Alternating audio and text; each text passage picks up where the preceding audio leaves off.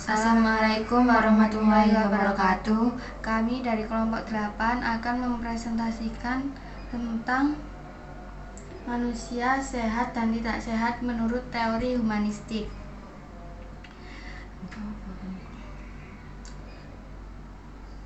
Pertama, pengertian tentang humanistik. Teori humanisme merupakan konsep belajar yang lebih melihat pada sisi perkembangan kepribadian manusia, berfokus pada potensi manusia untuk mencari dan menemukan kemampuan yang mereka punya dan mengembangkan kemampuan tersebut. Kemudian, teori humanisme banyak mengadopsi prinsip-prinsip progresif dan mendapat stimulan dari eksistensialisme yang mencakup keberpusatan pada anak, peran guru yang tidak otoritatif, pemfokusan pada subjek didik yang terlibat aktif, dan sisi pendidikan yang kooperatif dan demokratis. Pada intinya, fokus teori humanisme adalah perilaku seseorang. Selain itu, teori belajar humanistik sifatnya sangat mementingkan isi yang dipelajari daripada proses pembelajaran itu sendiri. Teori belajar ini lebih banyak berbicara tentang konsep-konsep pendidikan untuk membentuk manusia yang dicita-citakan dan untuk bertujuan memanusiakan manusia itu sendiri, serta tentang proses belajar dalam bentuknya yang paling ideal. Dalam artian memanusiakan manusia adalah perilaku tiap orang ditentukan oleh orang itu sendiri dan memahami manusia terhadap lingkungan dan dirinya sendiri. Teori humanistik ini bermula pada ilmu psikologi yang amat mirip dengan teori kepribadian, sehingga dengan berkembangnya ilmu pengetahuan dan teknologi, maka teori ini diterapkan dalam dunia pendidikan, khususnya dalam pembelajaran formal maupun non-formal, dan cenderung mampu mengatasi kesulitan-kesulitan dalam dunia pendidikan. Teori ini memberikan suatu pencerahan, khususnya dalam bidang pendidikan, bahwa setiap pendidikan haruslah berparadigma humanistik, yakni praktik pendidikan yang memandang manusia sebagai satu kesatuan yang integralistik harus ditegakkan, dan pandangan dasar demikian diharapkan dapat mewarnai segenap komponen sistematik kependidikan dimanapun serta apapun jenisnya. Tujuan dari teori humanistik yaitu humanistik merupakan aliran dalam dunia psikologi yang muncul tahun 1950-an. Dengan mengacu pada psikologi seorang, humanistik memandang manusia sebagai manusia, makhluk hidup yang memiliki fitrah tertentu pada masing-masing individunya. Karena itu, teori humanistik memiliki tujuan untuk memanusiakan manusia, sehingga seseorang bisa mengenali dirinya sendiri dengan potensi yang ada dalam dirinya, dan diharapkan untuk bisa mengembangkannya. Yang B yaitu manusia sehat menurut tokoh ahli humanistik. Manusia sehat disebut juga sebagai makhluk individu dan sosial yang mencari makna hidup. Para tokoh humanistik memperhatikan dimensi manusia dalam berhubungan dengan lingkungannya secara manusiawi, menekankan kebebasan individu untuk mengungkapkan pendapat dan menentukan pilihannya, nilai-nilai tanggung jawab, dan lain-lain. Satu kepribadian sehat menurut Carl Rogers. Rogers adalah salah seorang peletak dasar dari gerakan potensi manusia yang menekankan perkembangan pribadi melalui latihan sensitivitas, kelompok pertemuan, dan latihan lainnya yang ditunjukkan untuk membantu orang agar memiliki pribadi yang sehat. Dia membangun teorinya berdasarkan praktik interaksi terapeutik dengan para pasiennya. Karena dia menekankan teorinya kepada pandangan subjektif seseorang, maka teorinya dinamakan person-centered theory. Ciri-ciri orang yang sehat sebagai berikut: mampu mempersepsi dirinya, orang lain, dan berbagai peristiwa yang terjadi di lingkungan secara objektif.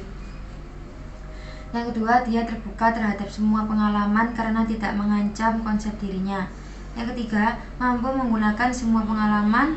Terus yang terakhir, mampu mengembangkan dirinya ke arah aktualisasi diri. Kedua, kepribadian sehat menurut Abraham Maslow. Maslow dilahirkan pada tahun 1908 di Brooklyn, New York. Dia anak sulung dari 7 bersaudara. Pada waktu Maslow berusia 14 tahun, orang tuanya berimigrasi dari Rusia menuju Amerika Serikat. Maslow berpendapat bahwa seorang akan memiliki kepribadian yang sehat apabila dia telah mampu untuk mengaktualisasikan dirinya secara penuh. Dia mengemukakan teori motivasi bagi self-actualizing person dengan nama metamotivation, metanix, being motivation, atau being velos. Seorang yang telah mampu mengaktualisasikan dirinya dengan termotivasi untuk mengejar sesuatu yang khusus, mereduksi ketegangan, atau memuaskan sesuatu kekurangan. Mereka secara menyeluruh tujuannya akan memperkaya, memperluas kehidupannya dan mengurangi ketegangan melalui bermacam-macam pengalaman yang menantang. Dia berusaha untuk mengembangkan potensinya secara maksimal dengan memperhatikan lingkungannya. Dia juga berada dalam keadaan yaitu spontan, alami, dan senang mengekspresikan potensinya secara penuh. Mengenai self-actualizing person atau orang yang sehat mentalnya, berikut Maslow mengemukakan ciri-cirinya sebagai berikut. Yang A. Mempersepsi kehidupan atau dunianya sebagaimana adanya dan merasa nyaman dalam menjalannya. Yang B. Menerima dirinya sendiri, orang lain, atau lingkungannya. Yang C. Bersikap spontan, sederhana, alami, bersikap jujur, tidak dibuat-buat, dan terbuka. Yang D. Mempunyai komitmen atau dedikasi untuk memecahkan masalah di luar dirinya. Yang E. Bersikap mandiri atau independen. F. Memiliki apresiasi yang segar terhadap lingkungan di sekitarnya. G. Mencapai puncak pengalaman, yaitu suatu keadaan seseorang yang mengalami kegembiraan ini yang luar biasa. H. Memiliki minat sosial, simpati, empati, dan altruis. I. Sangat senang menjalin hubungan interpersonal.